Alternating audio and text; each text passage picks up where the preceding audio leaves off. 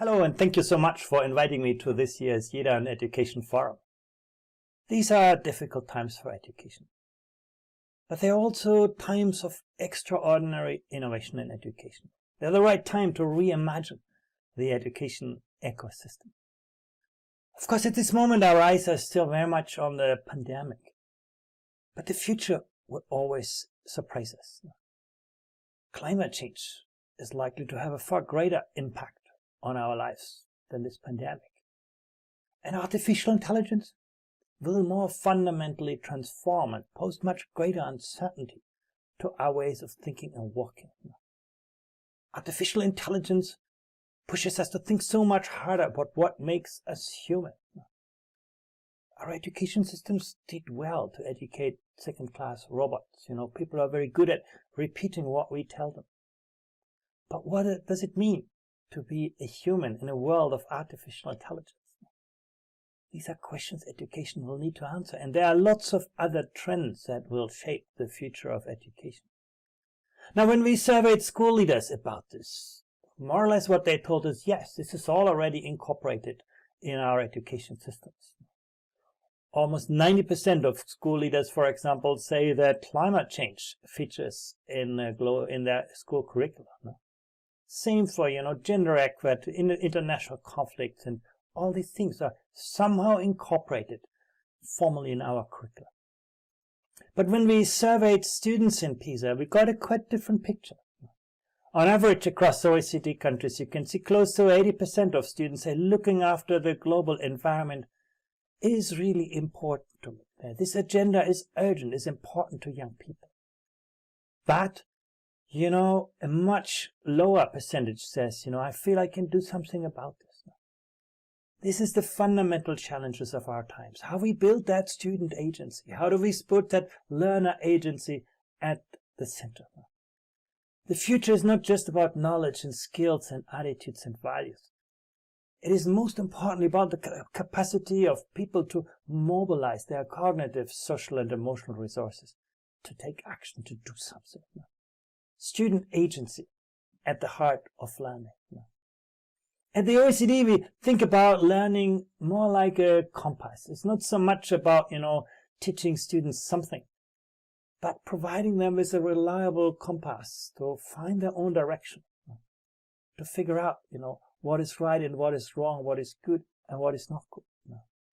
And of course, knowledge is always at the center of this, but we're seeing a shift from a focus on content knowledge, on disciplinary knowledge, to epistemic understanding. Success in science is not just about what you know in biology and chemistry. It's also about whether you can think like a scientist. Can you design an experiment? Can you distinguish that questions that are scientifically investigable from those that are not?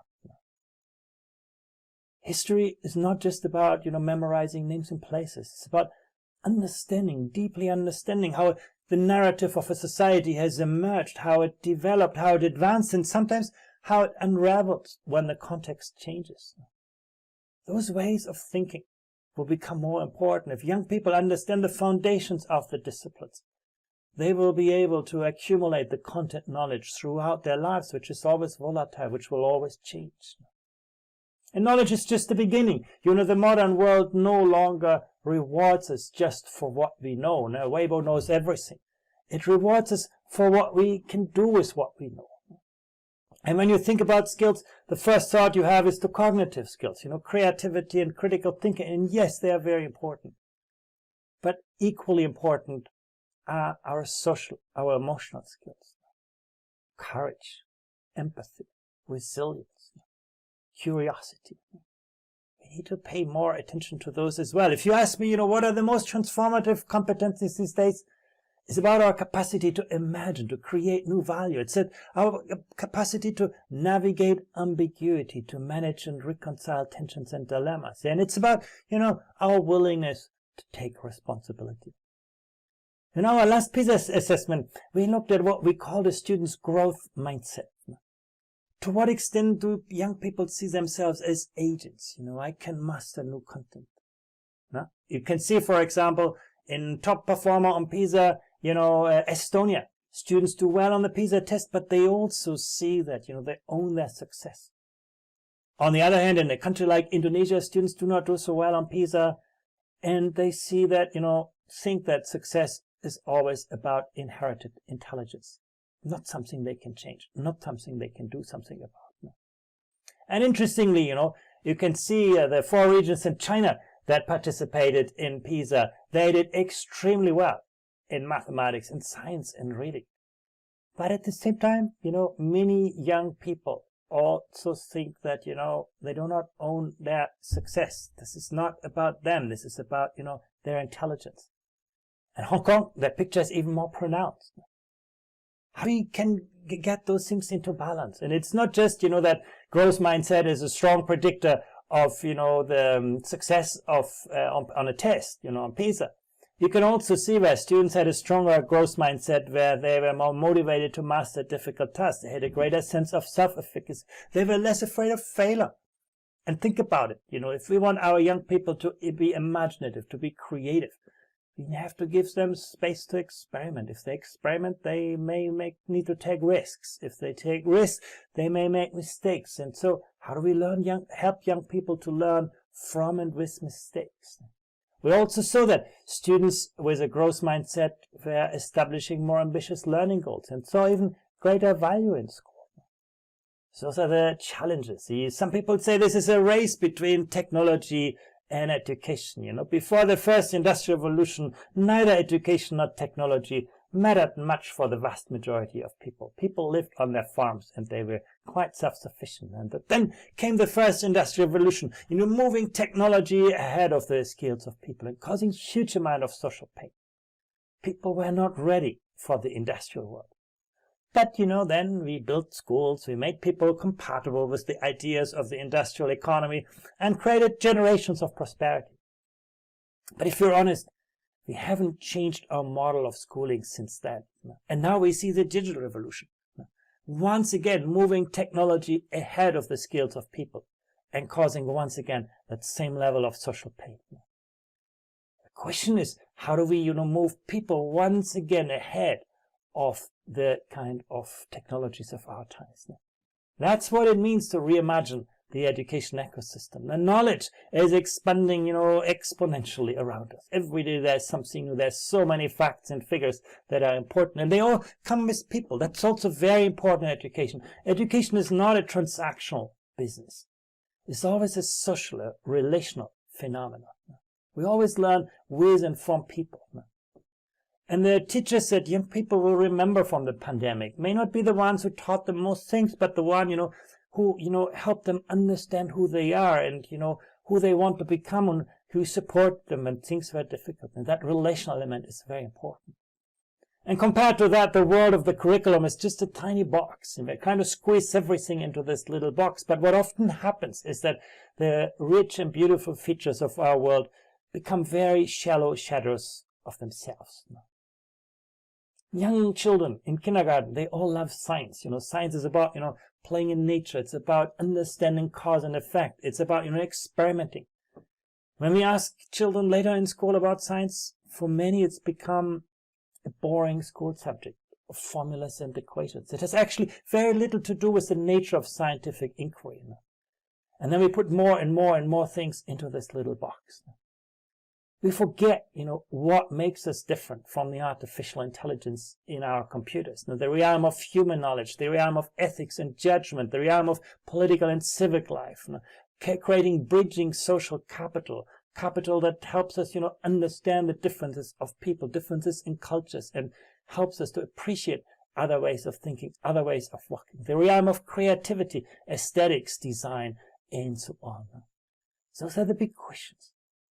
When it is, reimagining the education ecosystems, we need to move from the industrial to the world-class systems, from the focus on routine cognitive skills, just, replicating what others have told you, towards complex ways of thinking and working. In the past, education was just about sorting students. Now, some students will succeed, and that was fine because our economies only needed a few well-educated workers. The future will need everyone. And that requires a very different caliber of educators. In the past, we used to teach our teachers exactly how to teach and what to teach. In the future, we need more responsibility at the front line, more creativity at the front line, a profession that really owns its professional practice.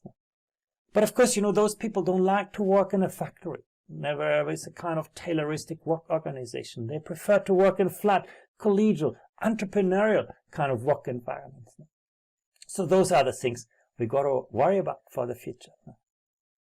And, it's difficult to predict the future. But one thing that we can get better at is to prepare ourselves for alternative futures, to imagine different scenarios, different ways in which the future can evolve. And if we come better at this, to think in terms of alternative futures, we'll probably be better prepared for the future that arises. Of course, one scenario is simply that, the status quo will prevail, and, that's not so unlikely. As I showed you at the beginning, education systems have been relatively stable over the last decades.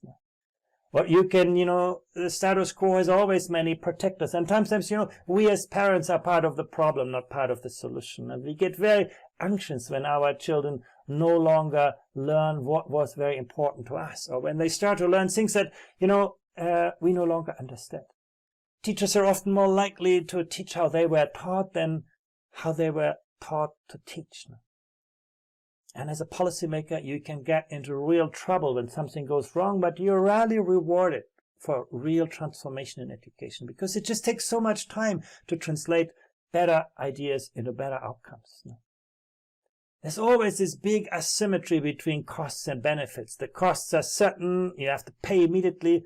The benefits, we don't know about, and they're in the long run. These things make education reform very, very difficult. The governance in education is very complex. So many interest groups, so many layers. We also lack a kind of supportive ecosystem, an industry that pushes innovation in a way it does in other sectors. Those things make it difficult.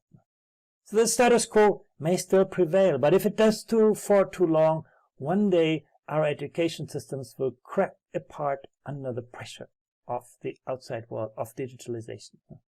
Another scenario is exactly that, that people turn to other solutions. Parents, try to sort of find learning outside the classroom, outside the school. Education will get outsourced. And actually, the digital world has already become the real world for young people. You can see that here on the chart. In many countries, students spend, over 30, 40 hours per week online on the internet. But the fact that young people, work with digital technology, that they are born into this digital age, doesn't mean they are digital natives.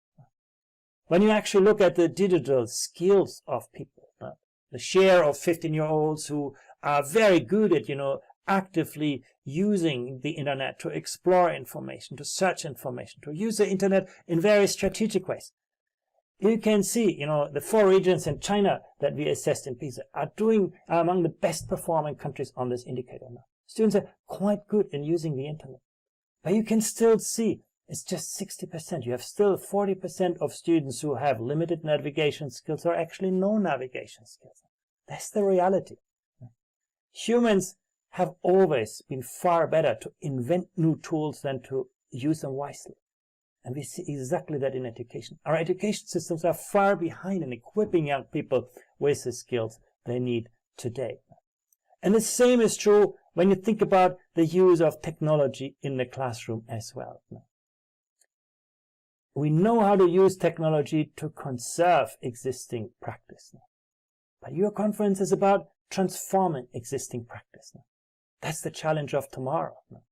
It's about using technology to personalize learning, to improve student engagement, to understand the dynamics in class through learning analytics, to improve equity, particularly for students with special needs, and also for education systems to find out, where students fall behind, to better support teachers in learning and to better manage accreditation and logistics. Let's look at the classroom first. Here, the most obvious potential of technology is to make learning more personal, more granular, more adaptive, more interactive. If you are building a self-driving car, you need to, track the environment, diagnose risks, and determine action. And in the same way, artificial intelligence can now support teachers to follow learners and track the environment, to diagnose learners, anticipate their development, and advise on how to best advance their learning. Smart systems have also become quite good at, using a range of data to understand learners and learning better. Log data from student activities on computers, physiological data, behavioral data, but also contextual data.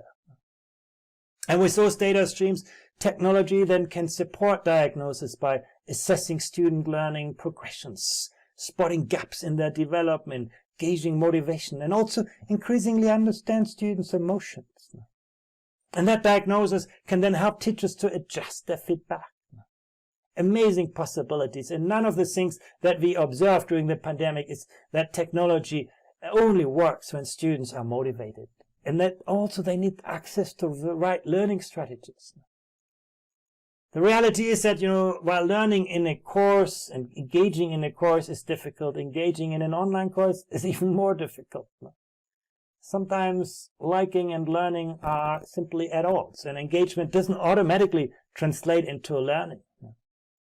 And engagement can mean many things to many different people. Now, is it, just showing up? Is it completing, your homework? Is it feeling a sense of belonging? Is it about having fun? We should think about student engagement in the future more as a multidimensional construct. And based on that construct, then sensors can capture students' movements, posture, facial expressions. And actually, some of the software systems have become good at actually then, interpreting those students' emotions. But the power of technology comes not just from personalizing learning for individual students, but even more so from integrating insights from many children into what's actually going on in the classroom. Using technology, we can view a whole classroom as a digital system that captures what's going on in the dynamics. That can be everything from students' interactions with their devices to the whole class's attention level as determined by eye tracking software, heart frequency measures, and so on. And learning analytics can then integrate all of that and put it all together to help teachers make sense of what's going on and to make the invisible better visible. Orchestrating learning is always a time-consuming, time-constrained process. If you move on too quickly as a teacher, you leave many students behind. If you advance too slowly, you waste the time of many. Here you can see a dashboard that integrates all of the data and then shows you the percentage of students doing an activity at each point in time and the percentage of students who still have, completed that activity here marked in red. So the plain lines on the left are based on observed data from what happened so far, while the dotted lines on the right are the predictions. So as a teacher, you get a sense of where your students are. You can see that you would have, 95% of your class complete the activity at 300 seconds, while you would need to give it another 100 seconds if you want everybody to complete it. Another example, in the United States, only 38% of the actual school dropouts correspond to what we normally consider to be at-risk students, what colleges call jaded students. So with our traditional views, we miss out on the majority of categories of dropouts, quiet dropouts who actually like school, but somehow they progress too slowly to succeed, and they actually make up the majority of dropouts. And then involved dropouts who like school, actually have good grades, but they take a turn in their life that is not conducive, and then they drop out. Technology can help us detect those patterns early on and then help students right in time to address those needs. Here's an example of a software that shows teachers exactly where students fall behind and how they can intervene. But, that's the promise. The reality still looks like this. PISA shows us that the more students use technology in classrooms, the poorer they actually come out in the PISA test of digital literacy. And that's true whether you talk about, playing simulations at schools or doing homework on a school computer or using learning apps or websites now. And it's pretty much true across countries and cultures now. Now, there are lots of reasons that can explain that pattern, but the bottom line is that more technology will not automatically translate into better learning outcomes. So why do we have such a hard time using technology in education? We need to become much better, to better integrate technology, to make pedagogy at the heart, and to make the teaching profession the heart, the designers of this, not just the tech companies. And that brings me to another scenario. Maybe education will evolve into completely different ways, where schools actually, become the hubs of learning. They integrate many other areas of society. We can see that in some of the Nordic countries in Europe now. Schools become the center of our communities. They assume a much wider range of functions. They serve a much wider range of people. But then, if you want to, work towards such a scenario, you need to build capacity. And what our data also show is that in some countries, schools have a lot of frontline capacity. Look to the Netherlands, where, 9 out of 10 decisions are made in school. But we have other countries like Turkey and Greece where it's less than 1 in 10 decisions. Then most of the decisions are made at, higher levels in the hierarchy. So once again, an idea and the reality can often be quite different. And last but not least, a fourth scenario. Maybe one day, our educational institutions will give way to a very personal way of learning. And we're going to learn anywhere, anytime, anyhow, using a whole range of experiences. But again, that will only happen if we make pedagogy really at the center. Governments need to, perhaps push the technology industry more towards increasing compatibility between different technologies. We need better connected and better integrated digital tools. And we need to shift attention from learner technology to learner activity and aim for the integration of individual, team, and class-wide activities. Also, the hardware needs to evolve more so that the devices are more present but less visible. That's always the best technology that is invisible. We need to adopt a more holistic development of smart systems that blend human and artificial intelligence. And we need smart systems that work for all, that have adaptability and personalization really at their core. And ultimately, it's about ensuring that technology always remains human-centered. You can see these days how our cars get automated, from you driving the car in full autonomy to technology assisting you until you can sit back and relax when the technology takes over. And that's okay. But when it comes to education, we need more carefully to reflect on what are the appropriate roles of educators and technology. How can technology empower teachers and not disempower them? Learning is not a transactional process. Again, it's a social, it's a relational process. And you can see how technology can provide supportive information to teachers, how it can advance to control specific tasks or even take over larger tasks. And you have seen there are applications where technology takes some tasks over completely. But where on the spectrum do we want to be? It will take smart teachers, smart technology, but also smart policies to figure this out. And ultimately, we need greater investment in innovation. Global education venture capital is still tiny when it comes to education compared with other sectors. And when you look at the evolution, it's actually largely about a story in China. In 2014, over half of global education venture capital was in the United States. In 2020, China's share had risen to 63%, and you can see barely Europe on this picture. We need a more concerted, worldwide, global effort to bring the ideas to education, but it needs to evolve. And once again, we cannot, predict the future. The future can provide an endless range of scenarios, but we should, become better at imagining the future. Helping to think through, what do these different scenarios mean for the goals and functioning of education systems, for the organization and structures, for the educators, for the governance, and for changes, the challenges for our public authorities. And ultimately, what is the right balance between, modernizing and disruption? How do we reconcile new goals with our current structures?